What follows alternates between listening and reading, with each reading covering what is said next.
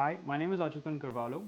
I welcome you on this learning journey, which I'm sure you'll find very thought-provoking, interesting, and eye-opening. I'm here to share with you all you need to know on how to develop the right negotiation skills, how to apply them in everyday life, and most importantly, how to overcome your everyday challenges. There are going to be 7 sections in this module, and I'm going to give you a quick brief about what each section is. Okay, let's have a look at each of these sections we will be covering in this module. The first section is the mindset of sales success. Second, understanding core beliefs. Third, personal development. Fourth, understand your customer. Fifth, product confidence. Sixth, negotiation skills.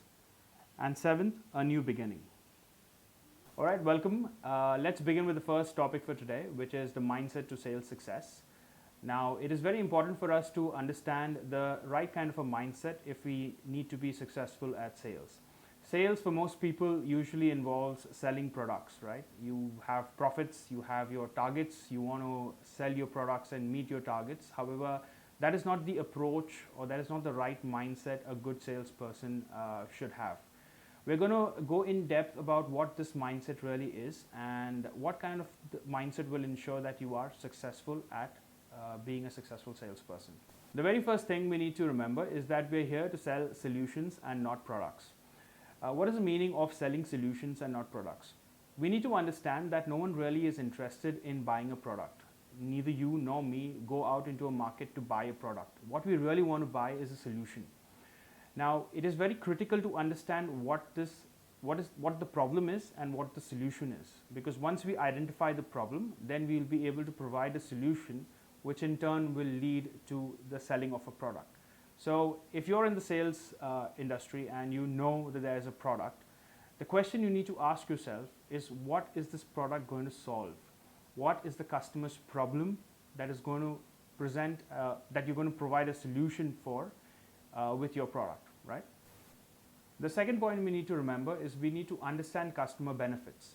If we do not understand how a customer is being benefited by a product, then the whole selling strategy is going to be very different. You have to remember to pay attention to what a customer really wants. If a customer is not feeling satisfied by a product, even in the beginning of your sales pitch, then it is quite possible that he will not show any interest.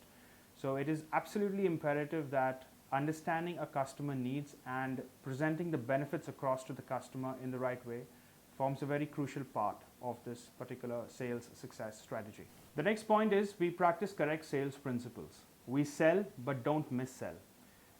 Integrity forms the very crucial part of sales success. Usually in the sales environment we face a lot of pressure, because of which we might be tempted to not follow the right path.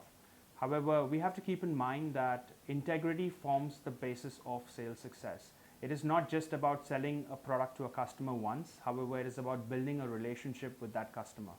Once we lose a customer, we lose that customer for life, and that customer might speak to 10 people and spread the word. So it is important to ensure that we practice the right selling skills and we always keep in mind integrity to ensure correct sales practice. The next thing we need to remember is that we are here to deliver profits. Sales is obviously a high pressure environment, and we're all chasing targets and we want to meet our numbers. Plus we also need to follow the right sales principles and make sure we following integrity. During this entire with all these rules in mind, it becomes very difficult sometimes to forget the fact that sales is also about profit. No business is a charity, and sales is definitely not a charity. At the end of the day, every business transaction has to be profitable. If it is not profitable, then it's not good for your business, and without your business, we would not be around. So it is important to remember that delivering profits is the most practical way to approach the entire sales success story. Sales is also about being successful at relationships.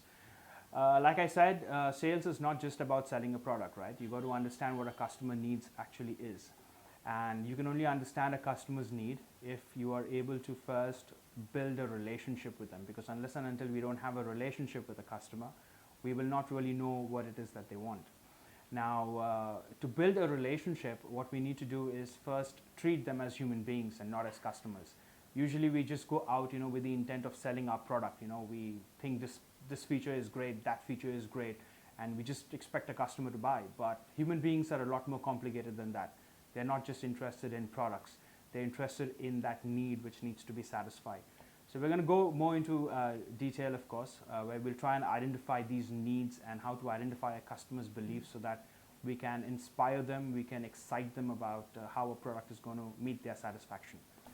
Another reason why sales is very challenging and it is very important to be in the right mindset is because sales forces us to confront who we really are.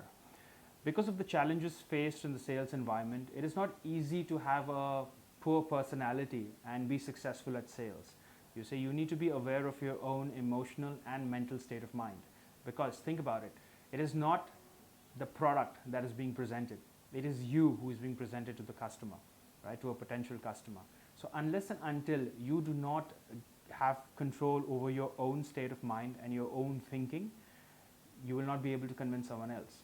That's why the key principle here is to get in the right state of mind, and you get into the right state of mind by first becoming aware of your own thoughts, of your own emotions, of your own personality, and try and find out what are you presenting to a customer, what are you really offering, what kind of a human being you are really needs to come across during this relationship building that you do with a customer, right? It is not possible for us to convince another person because of the mindset that we carry around. I'm sure you have experienced this yourself as well. Have you ever noticed that when you are in a bad mood, it is quite natural to not be able to have a comfortable conversation with somebody else? You tend to hesitate, you tend to pass around your negative emotions. It is the same in a sales journey as well.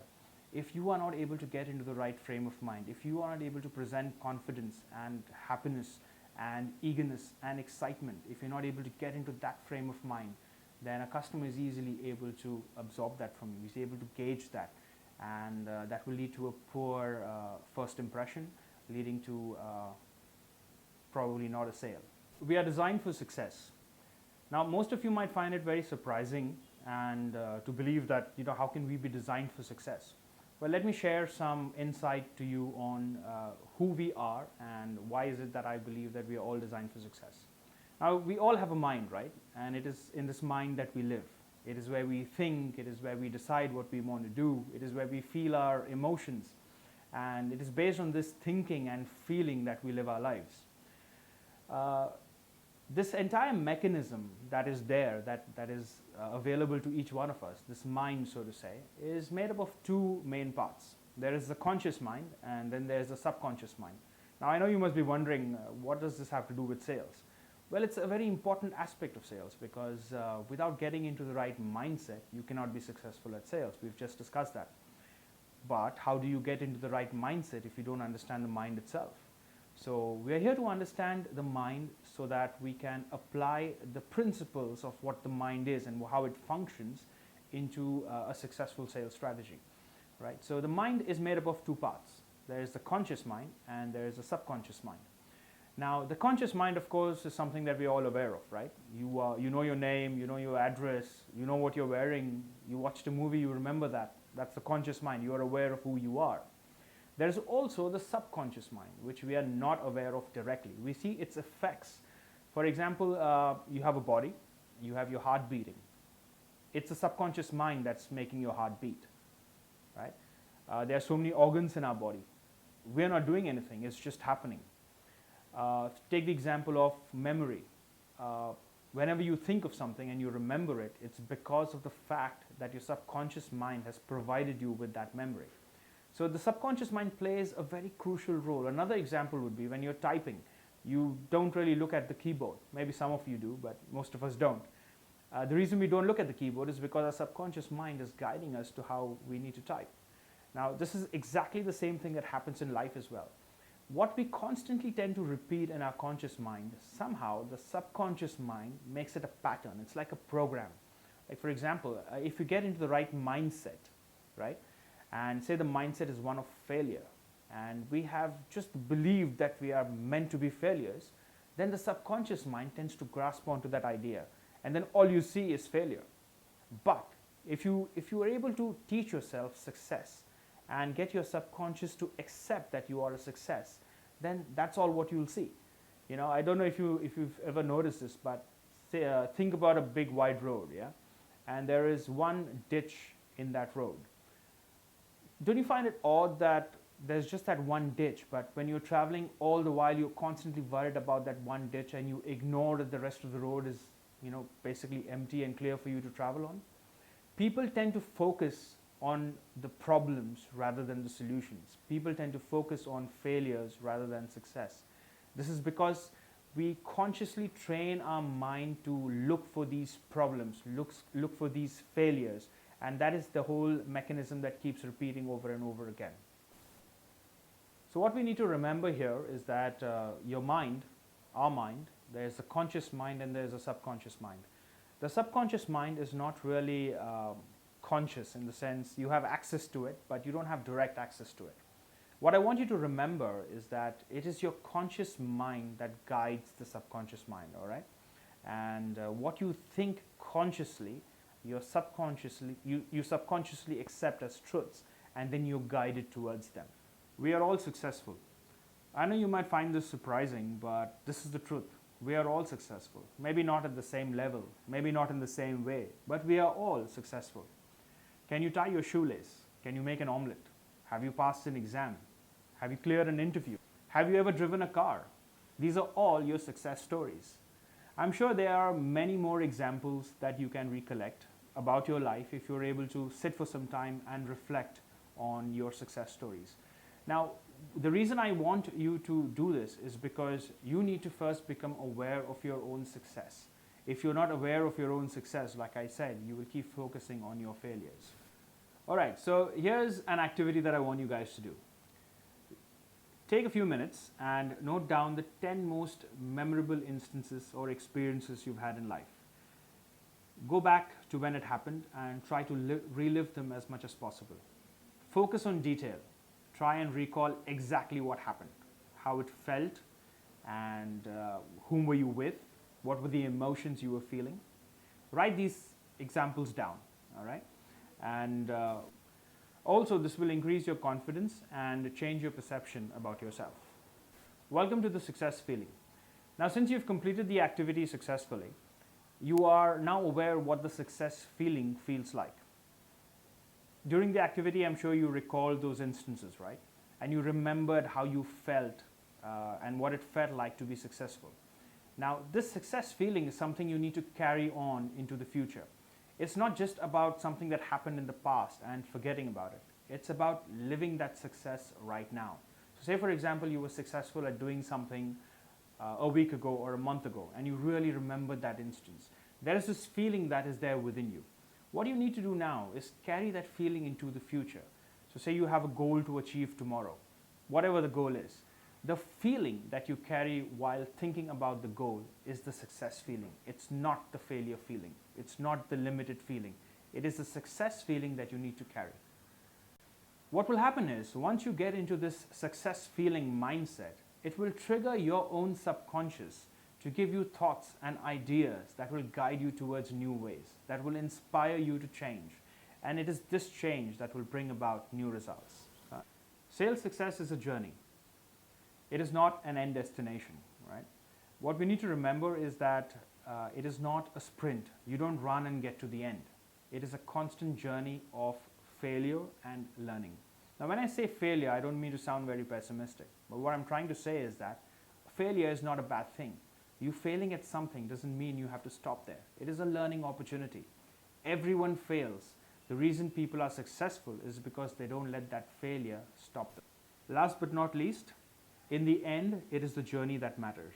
So always remember that it is about the journey. It is about enjoying the moment that you have right now. It is not just about getting to the end. So sales is that journey. It is not just about making sales. It is not just about achieving targets. It is about how you achieve those targets. Patience and persistence. These two are very important parts in the sales success journey. The trick to get into the right mindset is more about patience and persistence, because you have to ensure that you remain in the game. The thing with patience is no one can really teach you how to be patient. It is something that you develop by yourself. The trick with persistence is no one really can give you the willpower to be persistent. It is something that comes from within you.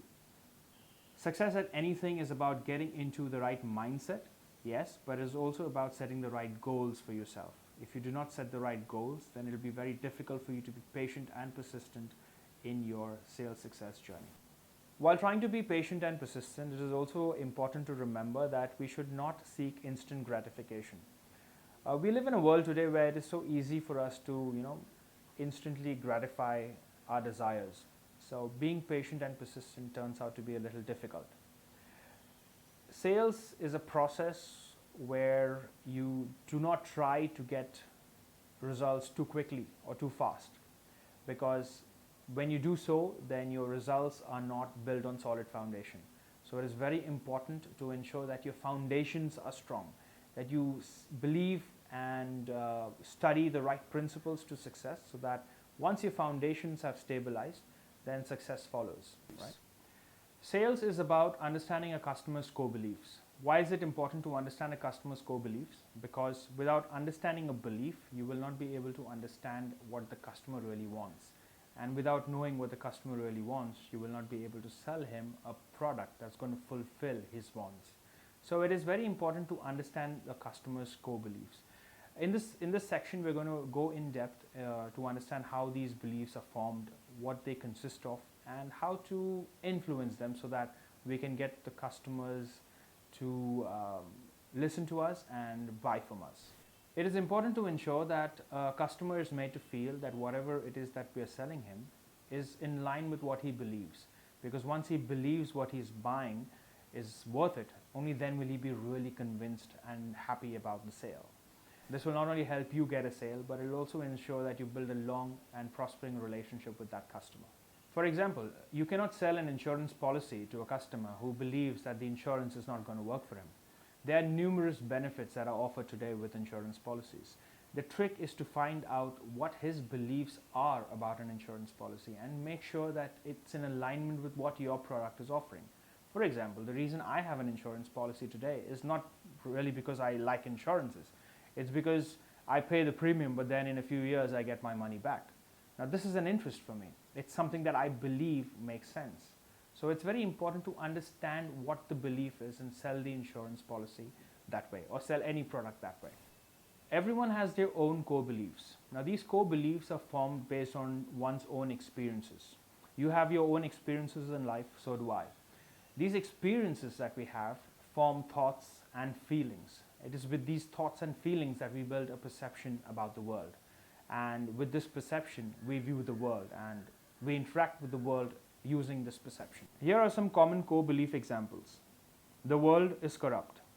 Watching television is a waste of time. It is wrong to hurt animals. How is a core belief formed? A core belief is formed based on our life experiences. What happens during our life experiences? You're watching this module right now. What is happening to you? You're having an experience. During this experience, there are things happening in your mind, in your heart. You're thinking stuff, you're feeling stuff, and this is making this experience happen. Now, based on this experience, you form core beliefs. There are three basic points that we need to remember as far as understanding core beliefs go. The very first point is understanding thoughts. What are thoughts? Thoughts could be anything to do with logic, reason, understanding, intelligence. When you think a thought, it is about some information, something that is describing what you are experiencing. The second part is emotion. Emotion is what you feel about a particular thought. Emotion sometimes might not be accompanied with a thought either. It could just purely be a feeling. Now, when these two come together, when thoughts and emotions come together, that's when beliefs are formed. An example for a thought would be, good communication is important to succeed. An example of an emotion would be, I feel that I'm not good at communication. The core belief would be, I cannot succeed because I feel I'm not good at communication. Thought-based core beliefs. It is important to remember that there isn't always a proper balance between thoughts and emotions. Some people tend to be more reliant on thinking, and some people tend to be more reliant on emotions, that is feeling. Thought-based emotions or thought-based beliefs tend to ignore the emotional aspect of things a lot. These kind of people usually rely purely on logic and reason. It is based on this logic and reason that they make their decisions and develop their perceptions. It does not mean that they don't feel, it's just that they are able to easily ignore the emotional aspect of things if their thought-based belief is taken. Example of a thought-based belief would be, I will get better at sales if I develop my skills. Another belief would be, I will get better at sales once I understand my customers. Now these are thought-based beliefs. Let's look at the next point. Emotional-based beliefs. Now as it is clearly understood, emotional-based beliefs are on the other side of the spectrum, right?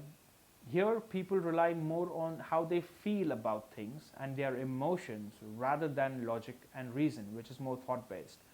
In this situation, a person is able to disregard logic and reason simply because he feels a particular way.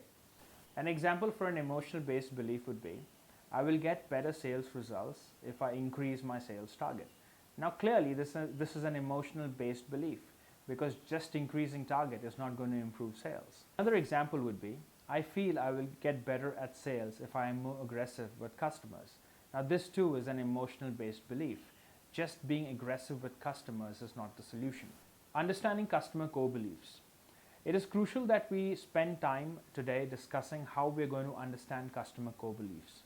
It is important to note that we have to be observant, we have to listen, we have to understand a customer's tone and body language in order to understand their core beliefs, because most of the times a customer doesn't spell out or simply say what they believe. Understanding a customer requires that you become a customer. Now what does this mean? Usually we are asked to put ourselves in the customer's shoes and imagine a situation from a customer's perspective. I want you to take it a step further. I asked you to become the customer. Don't think like the customer. Imagine you are the customer. Now what happens when you yourself become the customer? Then you don't need to think from another person's perspective because you're thinking from your own perspective. And how is this going to help you? This is going to help you because then you will find out that what your beliefs, the way you form your beliefs, is the same way another customer forms their beliefs. The belief might be different, but the core, the formation of that belief works on the same principle. To understand this point better, let's do an activity. Imagine meeting someone interesting for the first time. Don't think of it as a romantic meeting. It's just a casual meeting with someone interesting. You meet them for the first time and you want to know them. What would you do?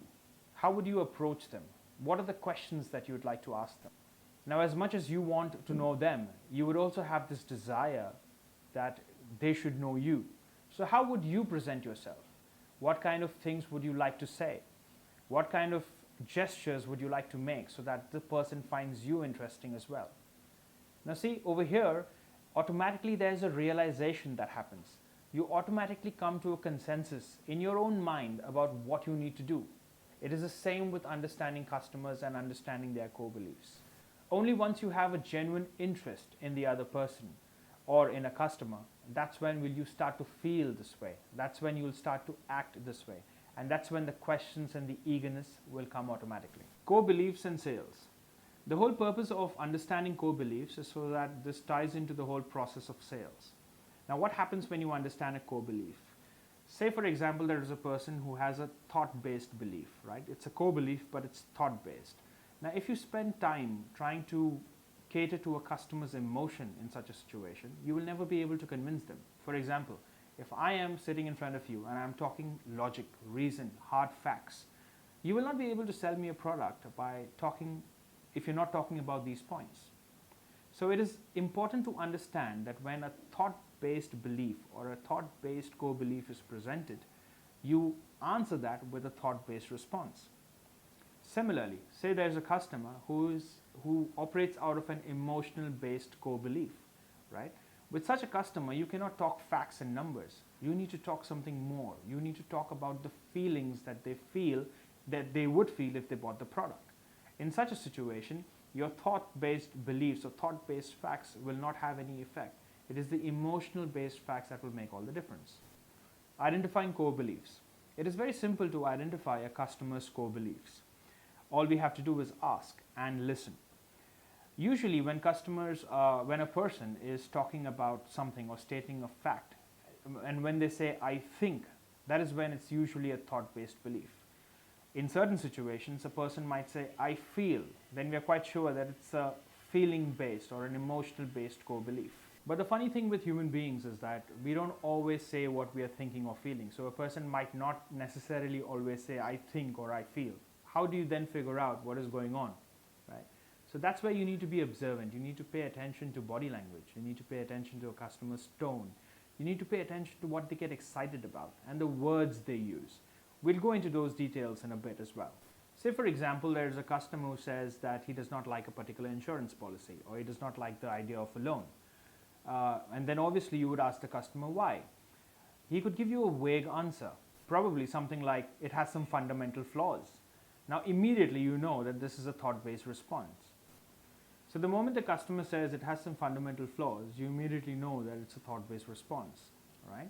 So how do you answer these questions? These questions are very simple to answer because now you need to present facts. You need to say something that is based out of logic and reason. On the other hand, if a customer simply says, I don't feel this policy is good for me, or I feel it might not work, or I'm not really sure. Well, in this case, you know that this is not a logic or reason-based decision. It's an emotional-based decision. So then your strategy to attack the situation is different. You could probably ask the customer what they feel is wrong about the policy or why they are not interested. Is there any reason in particular? They might respond by saying something like, I don't know, it's a waste of my money. Now you immediately know that this customer is talking from an emotional perspective.